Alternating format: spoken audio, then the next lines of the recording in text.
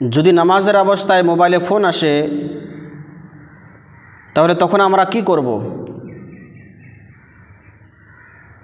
তো বিষয় মশলা হচ্ছে,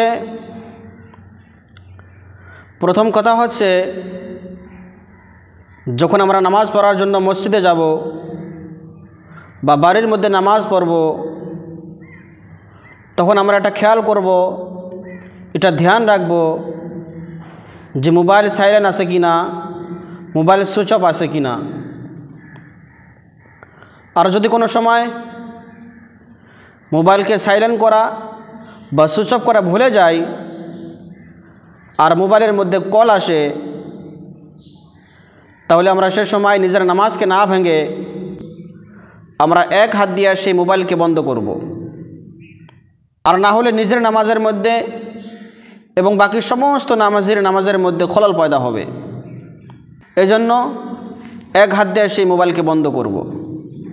যদি আমরা এক হাত দিয়ে বন্ধ করি তাহলে আমাদের নামাজ হালকা মুকরু হবে, নামাজের মধ্যে কোনো খারাপই হবে না, কোনো অসুবিধা হবে না, নামাজকে আবার পড়া লাগবে না, নামাজ হয়ে যাবে।